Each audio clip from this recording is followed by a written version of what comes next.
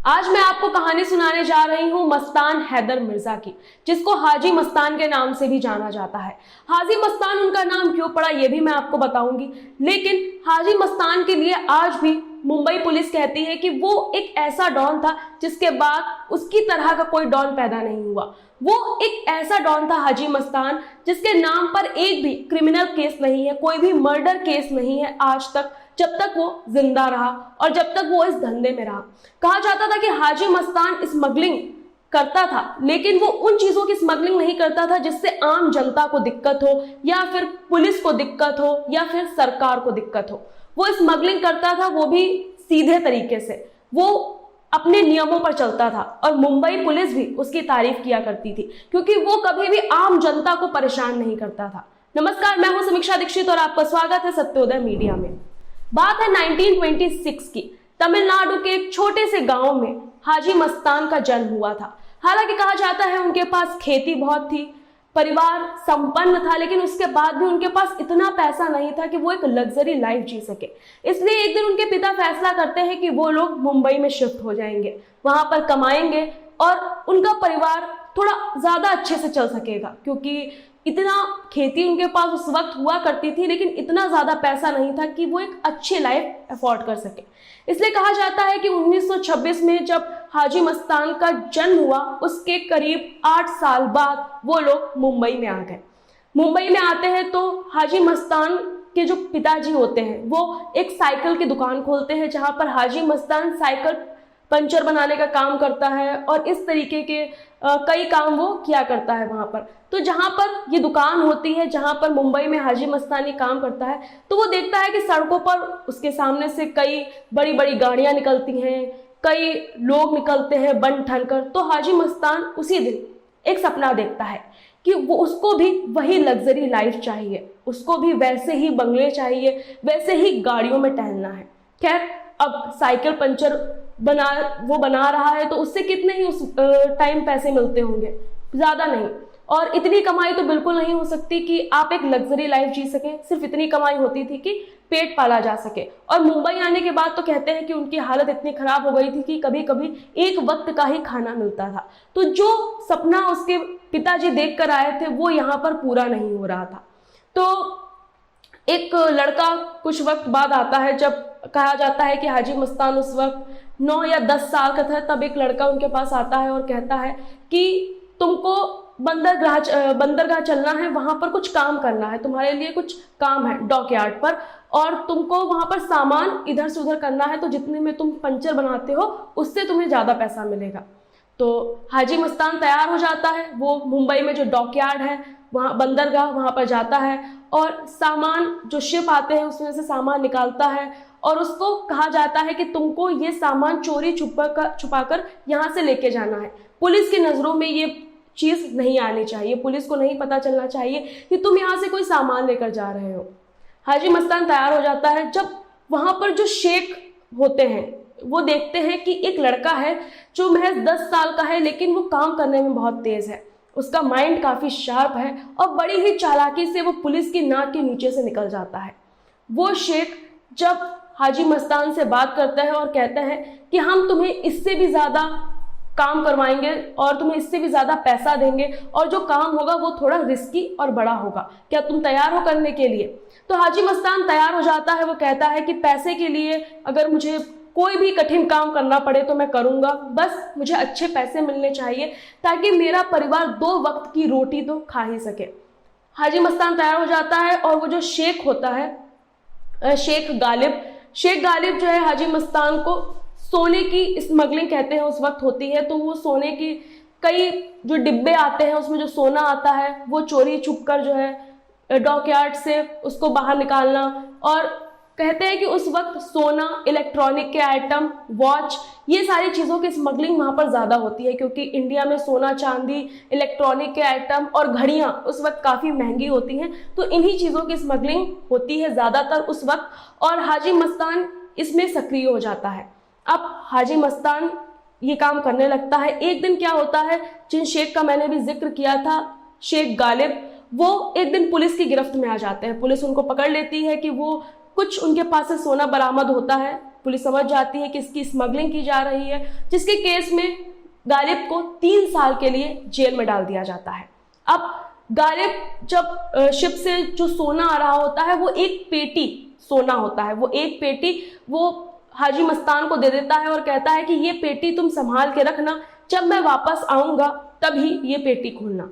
खैर, गालिब 3 साल के लिए जेल में चला जाता है और हाजी मस्तान इसी तरीके से वो काम करता है। जो भी सोना आता है, इलेक्ट्रॉनिक का आइटम आता है, वो चोरी छुपाकर जो है डॉकयार्ड से बाहर निकालता है और जिन लोगों को देना होता है वो दे देता है। 3 साल तक ये चीजें चलती रहती हैं। गालिब के पास जो है, गालिब जेल में होता है और हाजी मस्तान के पास इतना पैसा होने लगता है कि उसका परिवार 2 वक्त की रोटी खा पाता है और वो लोग ठीक ठाक जिंदगी मुंबई में जीने लगते हैं। अब 3 साल के बाद कहते हैं जब गालिब जेल के बाहर आता है तो वो हाजी मस्तान से मिलता है और पूछता है कि वो पेटी कहाँ है।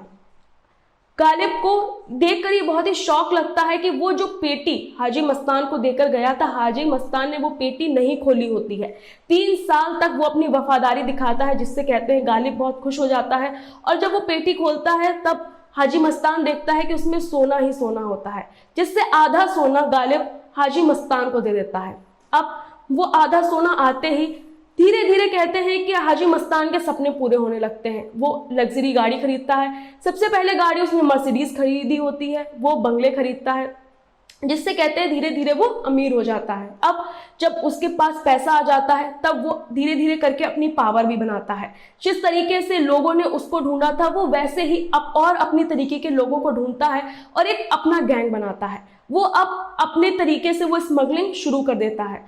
कहते हैं कि उस वक्त करीम लाला भी थे, लेकिन धीरे धीरे उनका बिजनेस भी खत्म होता जा रहा था। उनकी इतनी पकड़ मुंबई पर नहीं बची थी। उस वक्त हाजी मस्तान का वर्चस्व था। हाजी मस्तान का धीरे धीरे लोगों पर पकड़ हो रही थी और जिस डॉकयार्ड में स्मगलिंग होती थी वहां की सारे नियम कानून और इनसाइड चीजें जो होती हैं वो सारी चीजें उनको पता चल चुकी थी। अब हाजी मस्तान क्या करते हैं, वहां पर जो भी काम होता है उसमें अपने लड़कों को लगाते हैं, बाकी चीज़ों को किनारे वो कर देते हैं।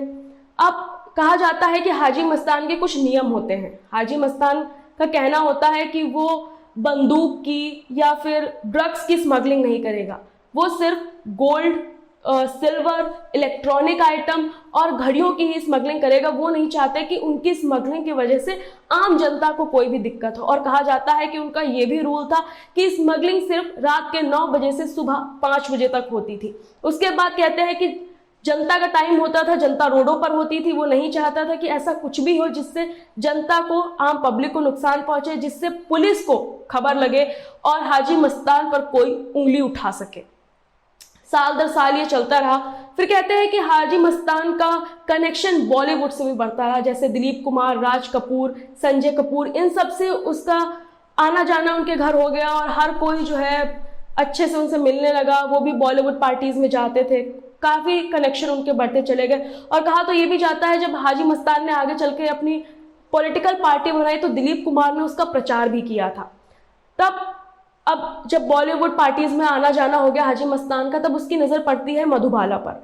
वो देखता है कि मधुबाला बहुत ही खूबसूरत है, उनका दिल आ जाता है मधुबाला पर। कहीं ना कहीं ये बात मधुबाला को पता चल जाती है, लेकिन मधुबाला उनसे दूरी बना के रखती है। मधुबाला नहीं चाहती है कि वो हाजी मस्तान की नज़र उन पर पड़े या उस किसी भी तरीके की कोई भी बात आगे बढ़े, कोई भी बात मीडिया में फैले, लोगों को पता चले। तो इसलिए मधुबाला पूरी तरह से उनसे दूरी बना लेती है। हाजी मस्तान भी अपनी लिमिट में रहता है। उसको भी लगता है कि ठीक है, अगर कोई लड़की उससे बात नहीं करना चाहती है, उससे नहीं मिलना चाहती, तो वो भी जोर जबरदस्ती नहीं करता है। कहते हैं उस वक्त इंडस्ट्री में एक लड़की आती है जिसका नाम सोना होता है। उसकी शक्ल कहते हैं मधुबाला से काफी मिलती जुलती है। हाजी मस्तान सोचता है कि अगर मधुबाला उसकी किस्मत में नहीं है तो कम से कम वो सोना को जो है उससे शादी कर सके और उसके साथ रह सके, क्योंकि उसकी शक्ल मधुबाला से मिलती जुलती थी। तो कहते हैं उस वक्त वो सोना से शादी कर लेता है। उसको इंडस्ट्री में वो लॉन्च करता है, उसकी फिल्मों में पैसे लगाता है। हालांकि वो अलग बात है, उसकी फिल्में ज़्यादा चलती नहीं है, लेकिन बाद में कहते हैं कि वो सोना से शादी कर लेता है। अब हाजी मस्तान धीरे धीरे आगे बढ़ रहा होता है और फिर कहते हैं वक्त आता है इमरजेंसी का। इमरजेंसी आती है और हाजी मस्तान को कहते हैं जेल में डाल दिया जाता है। वहां पर जेल में कई नेता मंत्री हाजी मस्तान से मिलते हैं और कहते हैं कि हाजी मस्तान इंदिरा गांधी को कुछ पैसे भी ऑफर करता है। हाजी मस्तान कहता है कि इंदिरा गांधी मुंह मांगी रकम ले ले और उसको जेल से निकाल दे। हालांकि ऐसा होता नहीं है। इंदिरा गांधी उससे कोई भी सेटलमेंट करने के लिए मना कर देती है और उसको जेल में ही डाल देती है। कुछ वक्त के बाद जब इमरजेंसी हटती है, जब इंदिरा गांधी की सरकार जाती है, तो हाजी मस्तान समेत कई मंत्री बाहर आते हैं और हाजी मस्तान का जिस तरीके का बिहेवियर कहते हैं होता है उस वक्त जेल में, उसको लेकर कई लोग खुश हो जाते हैं कि वो उसका नेचर अच्छा होता है, वो सबसे सही से व्यवहार करता है। वो हालांकि मुंबई का कहते हैं पहला डॉन था और उसका नाम काफ़ी होता है, लेकिन फिर भी उसका जो तरीका होता है उससे सभी मंत्री और नेता जो उस वक्त उसके साथ जेल में होते हैं वो खुश हो जाते हैं। तो कहते हैं उस वक्त जयप्रकाश नारायण बहुत ज़्यादा प्रभावित होते हैं हाजी मस्तान से और हाजी मस्तान से कहते हैं कि तुम ये गलत दुनिया छोड़ दो, तुम एक अच्छे इंसान हो और स्मगलिंग में और इन सब चीज़ों में कुछ नहीं रखा है। और जयप्रकाश नारायण हाजी मस्तान से कहते हैं कि तुम मुझसे वादा करो कि अब जब कभी भी तुम जेल से बाहर निकलोगे तो ये रास्ता छोड़ दोगे। हाजी मस्तान जयप्रकाश नारायण की कहते हैं बात मान लेता है और वो जब जेल से बाहर निकलता है तब वो हज करने के लिए चला जाता है।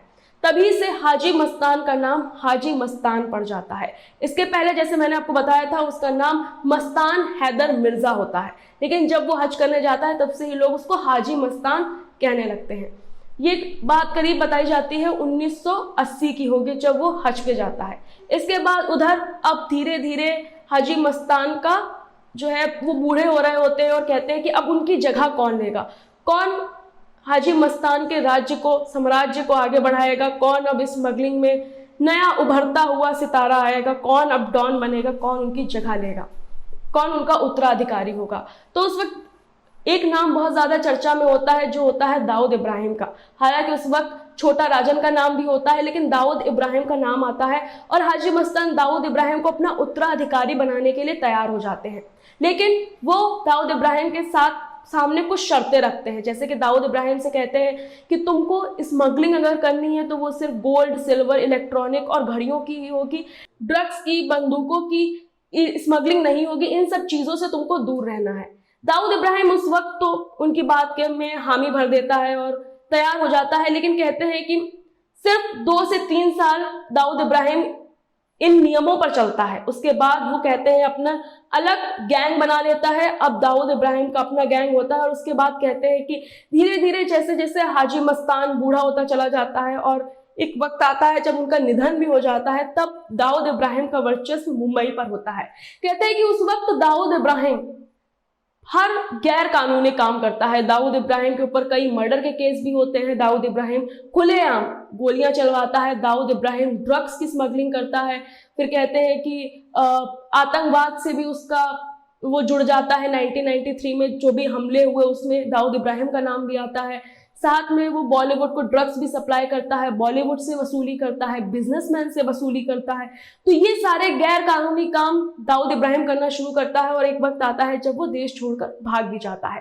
तो मुंबई पुलिस में कई ऐसे अधिकारी हैं जो कहते हैं कि हाजी मस्तान एक ऐसा डॉन था जिसने कभी भी आम आदमी को दिक्कत नहीं पहुंचाई। और ये भी कहा जाता है कि दाऊद इब्राहिम का जो बंगला हुआ करता था या फिर जो आसपास लोग होते थे वो दाऊद इब्राहिम से मिलने में डरते थे, लेकिन ऐसा हाजी मस्तान के केस में नहीं था। कई अधिकारी मुंबई पुलिस में जो अधिकारी रहे हैं वो ये भी कहते हैं कि हाजी मस्तान अपने जब बंगले में होता था तो देखा जाता था कि सुबह सुबह कई गरीबों की लाइन लगी है। कोई कहता है कि हमारा एडमिशन करा दो, कोई कहता है हमारी ज़मीन पर कब्जा हो गया, किसी को पैसे की ज़रूरत है, किसी की माँ बीमार है। तो इस तरीके के काम भी हाजी मस्तान करता था, वो लोगों की मदद करता था। लेकिन हाजी मस्तान ने कभी भी कोई घिनौना काम नहीं किया जिसकी वजह से आम लोगों को दिक्कत हो। हाजी मस्तान का कहना था कि वो पैसा अपने लिए कमाता है, लेकिन वो ये नहीं चाहता कि उसकी वजह से आम आदमी मारा जाए या उसको किसी भी तरीके की दिक्कत हो। लेकिन दाऊद इब्राहिम कहते हैं इसके बिल्कुल ही अपोजिट था। दाऊद इब्राहिम चाहता था कि उसका तो कल्याण हो ही, लेकिन साथ में बाकी जो जनता है उससे उसको कोई लेना देना नहीं था। इसलिए खून खराबा भी हुआ, कई लोगों की जानें गई, कई लोगों को का मर्डर केस भी दाऊद इब्राहिम के ऊपर चलता है और साथ ही आतंकवादी कनेक्शन भी उसके बताए जाते हैं। ड्रग्स सबसे ज़्यादा सप्लाई करने जो मुंबई में जो सबसे ज्यादा ड्रग सप्लाई हुआ उसके पीछे हाथ सिर्फ दाऊद इब्राहिम का बताया जाता है। तो हाजी मस्तान का जो समय था उसको मुंबई पुलिस भी सराहती है कि अगर डॉन हो तो हाजी मस्तान जैसा हो, क्योंकि उस वक्त उसने जो कुछ भी किया वो आम जनता की उसने भलाई भी की। उसने गलत काम किया, स्मगलिंग की, लेकिन साथ ही उसने आम जनता की भलाई भी की। आपको हाजी मस्तान की ये स्टोरी कैसी लगी हमें कमेंट करके जरूर बताइएगा। साथ ही ऐसी और भी इंटरेस्टिंग स्टोरीज हम आपके लिए लेकर आते रहेंगे। तब तक के लिए नमस्कार।